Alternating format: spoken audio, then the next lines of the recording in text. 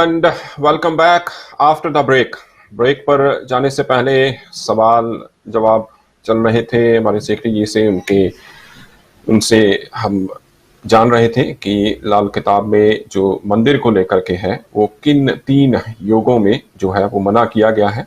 और उसमें भी जैसे चंद्रमा 2 है, तो अगर आप मंदिर जाते भी हैं तो मंदिर जा करके वहाँ पे घंटी ना बजाएं, वहाँ पे आप शंख ना बजाएं, आप अपना जाएं, माथा टेकें, आप अपना घर पे वापस आ सकते हैं। और बृहस्पति 7 की आपने बात करी कि गुरु 7वां हो, तो इसमें भी मंदिर जो है घर में, मूर्ति जो है घर में वो नहीं रखनी चाहिए, चित्र लगा सकते हैं। गुरु 7वें में साधु संत का साथ भी मना किया गया है मेरे ख्याल से, तो उसके बारे में आप, और कपड़े ना देना, अपना पहना हुआ कपड़े किसी को ना देना। तो धर्मस्थान से मिले हुए पीले वस्त्र नहीं रखना। धर्मस्थान से मिले हुए वस्त्र रखने नहीं पीले घर में, तो साधु का साथ एक बराबर हो जाता है।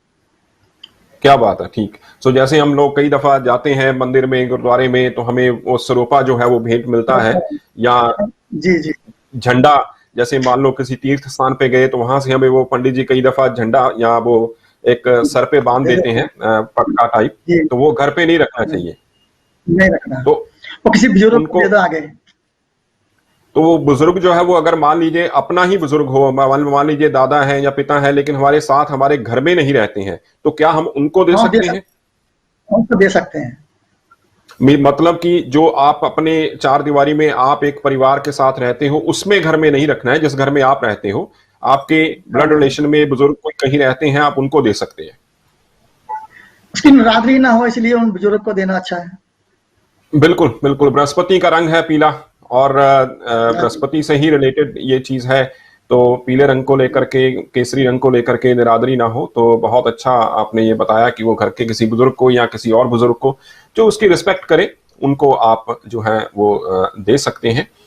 और जनरली अगर मान लीजिए जैसे चंद्रमा 2 है, बुध 8 है, शनि गुरु किसी का 7वें भाव में है, मान लीजिए ये तीनों ही योग किसी एक की कुंडली में आ जाते हैं, तीनों के तीनों ये योग जो ग्रह हैं, सितारे हैं, किसी एक ही व्यक्ति की कुंडली में अगर ये आ जाते हैं, तो ऐसी स्थिति में कोई, और वो बंदा बड़ा धार्मिक हो, नहीं ऐसा कुछ नहीं है, तीनों में एक में हो, तीनों में हो, तो बात वही एक ही बात है। नहीं, पर चलो मान लीजिए, लेकिन बंदा बड़ा धार्मिक है, ठीक है, उसको ये है कि नहीं जी मैं तो कुछ भी हो जाए, मैं अपनी पाठ पूजा जो है वो मैं करूंगा, तो उसमें कोई उसको विशेष पूजा पाठ कर सकते हैं। अच्छा, पाठ में इनकार नहीं है, पूजा पाठ में इनकार नहीं है, ठीक है, दैट्स वेरी वंडरफुल। क्योंकि जो मुझे यहाँ पे लोगों का सवाल आया था, उनको किसी ने कहा कि ये पूजा पाठ करो ही मत, अनर्थ हो जाएगा, तो इस तरीके से इस तरह पूजा पाठ कर सकते हैं। सो हमारे दर्शकों से मैं कहना चाहूंगा कि आपने अभी जाना कि पाठ पूजा आप कर सकते हैं, सिर्फ उसमें मूर्ति रखने की जो है वो बात कही गई है। इस कारण किसी भी तरह से ऐसी बातों में आप ध्यान ना दें। अपने इष्ट की अगर आप पूजा करना चाहें आप करिए, ठीक है। उसमें अगर आपका चंद्रमा 2 है या बुध 8 में है, तो आप शंख ना बजाएं, घंटियां ना बजाएं, आप अपना नॉर्मल जो आरती करते हैं, अपनी प्रार्थना करते हैं, वंदना करते हैं, वो आप करिए। सो आगे सेक्रेटरी साहब, आपसे जो आजकल का एक बॉइलिंग क्वेश्चन है, उबलता हुआ सवाल कहिए, कि बहुत लोग इससे परेशान हैं, बहुत लोग इस, मतलब सारी दुनिया इसमें फंसी भी हुई है और परेशान भी है। मैं शादी के लड्डू की बात कर रहा हूं। हमारे पंजाब में हम कहावत है ना, शादी का लड्डू खावे जरा वो भी पछतावे, जरा ना खावे वो भी पछतावे, ना खावे वो भी पछतावे, वो भी पछतावे। सो शादी को लेकर के, जैसे कि आपने भी देखा होगा, आजकल तो भारत में भी ऐसा बहुत कुछ हो रहा है कि शादियों को लेकर के बहुत परेशानियां जो हैं। सबसे पहले तो पार्टनर मिलने में, पसंद की लड़की, पसंद का लड़का मिलने में, फिर उसके बाद अगर मिल जाए लड़का लड़की, तो फिर शादी के बाद की परेशानियां, शादी के पहले की परेशानियां, ये सारी जो परेशानियां हैं, इसमें सबसे जो मेन चीज वैदिक ज्योतिष में आती है। भारत में तो बहुत ज्यादा लोगों को, हर एक इंसान जो हो शादी करने से पहले कुंडली मिलान की बात जो है वो करता ही है, तकरीबन 80%।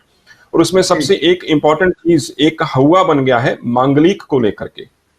जी कि मांगलिक जो है वो लोग डरते हैं जी, मांगलिक कुड़ी है तो शादी नहीं करनी, मांगलिक मुंडा है तो शादी नहीं करनी। लाल जी। किताब में मांगलिक को, नॉन मांगलिक को किस तरीके से देखा जाता है? क्या उसके बारे में कहा जाता है मांगलिक का नॉन मांगलिक से शादी हो या मांगलिक की मांगलिक से शादी हो? मैचिंग को लेकर के आप अपने ज्ञान के भंडार में से कुछ प्रकाश डालिए इस पे। एक्चुअली क्या है, वैदिक ज्योतिष में 5 घरों में मंगल हो तो मंगलिक मानते हैं। 12वां घर, पहला घर, चौथा घर, 7वां घर, 8वां घर। जी अगर इन्हीं घरों में मंगल के साथ राहु, सूर्य या शनि बैठ जाए तो मंगल दोष भंग हो जाता है। जी। लाल किताब में ऐसा नहीं है। लाल किताब में अगर अच्छा, किसी का मंगल तीसरे घर में है, चौथे घर में है, 8वें घर में है, तो उसको मंगलिक मानना है। तीसरे अगर घर में भी? इन्हीं घरों तीसरा, चौथा, 8वां, तीसरा चौथा आठवां? वो वैदिक और लाल किताब का 2 तो कॉमन और चौथा 8वां कॉमन हो गया। हम्म। तीसरा घर है। उसके जी जी बाद आ बिल्कुल। जाता है, अगर इसी मंगल के साथ चंद्रमा, सूर्य, बृहस्पति उसके मित्र ग्रह बैठ जाए तो मंगल दोष भंग हो जाता है। जी अब बात रही कुंडली मिलान की। कुंडली मिलान में आजकल, पहले जमाने में मंगलिक नहीं मिला तो शादी नहीं करनी, गुण नहीं मिला तो शादी नहीं करनी। आजकल लोग बच्चे अलाफेयर कर रहे हैं, अलाफेयर से शादी करना चाहते हैं। उनकी कुंडली मंगलिक है और मैचिंग नहीं होती है, तो वहाँ एक डिफिकल्टी पैदा होती है। वहाँ क्या किया जाए? तो जी। क्या होता है, ये सारी चीजें जो है एट द टाइम ऑफ फेरे लावा, जब लावा फेरे होते हैं, उसमें पंडित जी से विधान है इनके, वो विधान से अगर पूजा करवाई जाए तो शादी सक्सेसफुल हो सकती है। कुछ चीजें हम्म, लड़की की विदाई के समय उसको देनी होती हैं अपने घर से, बिल्कुल। तो वो चीजें कुंडली के अकॉर्डिंग बताई जा सकती हैं कि क्या क्या देना है, ताकि वो जीवन जो सुखमय रहे। एक जी प्रश्न आपका है, पहले जमाने में क्या होता था कि हमारे जो बुजुर्ग थे शादी करते थे तो हाजिर बछड़े वाली गाय दान करवाते थे। आजकल बिल्कुल बछड़े वाली दान कोई नहीं करवा रहा।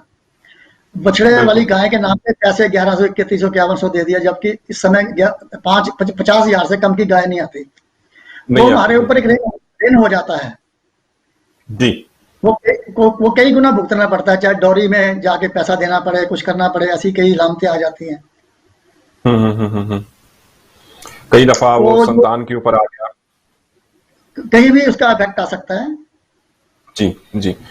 नहीं, आपने बड़ा अच्छा बताया कि जो मुहूर्त है, जो विधि विधान है, उसके ऊपर भी बहुत जो है वो ध्यान देना चाहिए। मैं आपको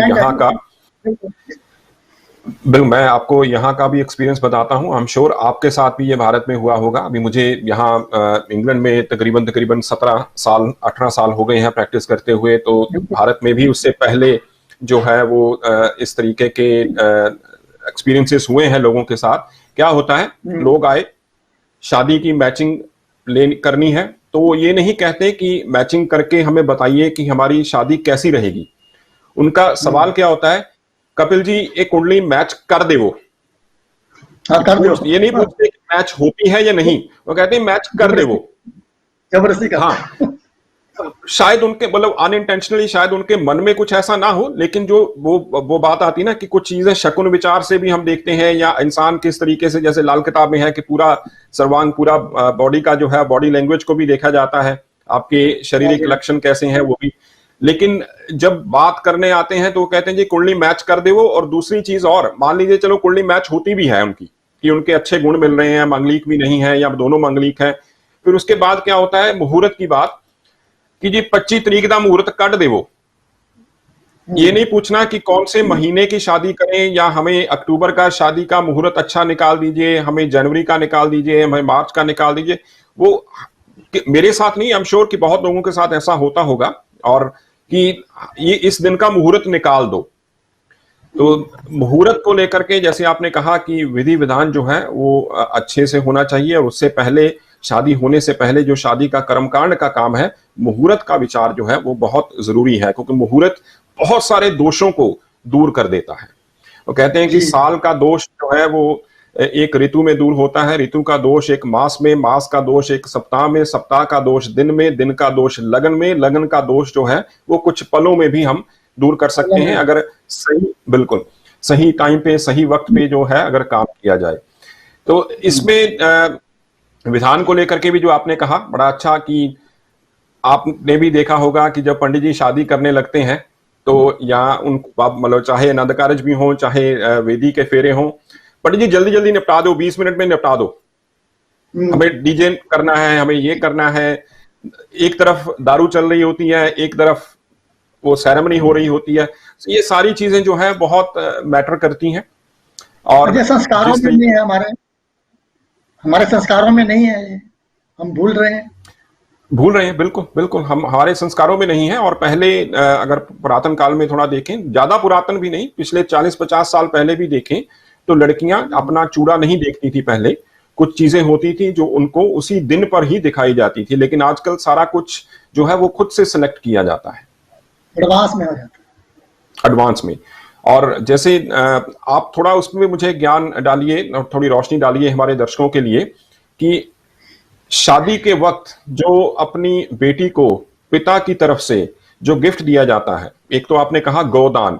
सो गोदान हमारे मैं दर्शकों को बता दूं कि बिल्कुल गोदान जो है वो बछड़े वाली गाय को दान करना होता है, ताकि गाय जो है वो समृद्धि का प्रतीक है, दूध देती है। बछड़ा जो है वो आगे वंश वृद्धि का प्रतीक है, कि आगे आपके वंश में, आपके खानदान में वृद्धि रहे और समृद्धि बनी रहे।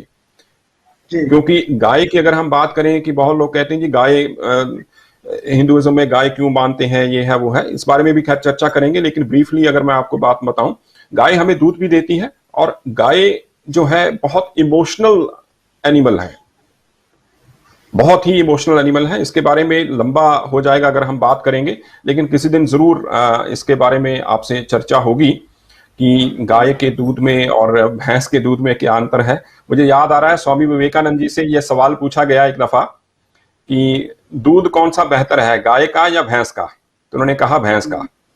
तो आप तो फिर गाय को क्यों पूछते हो? और कह रहे आपने दूध की बात करी है, अमृत की बात नहीं करी है। गाय का दूध जो है वो अमृत है। जी जी बिल्कुल। तो मंगलीक में उसमें आपने जो बताया कि ये मंगलीक में मैचिंग जो है वो इस तरीके से होनी चाहिए। लव मैरिज को लेकर के जो है आजकल देखें 90% जो है वो लव मैरिजेस ही हो रही हैं। मेरे हिसाब से भारत में भी ऐसा ही है कि लड़का लड़की एक दूसरे को पहले जानते हैं, पहचानते हैं, फिर उसके बाद आगे जो है वो शादी की बात होती है।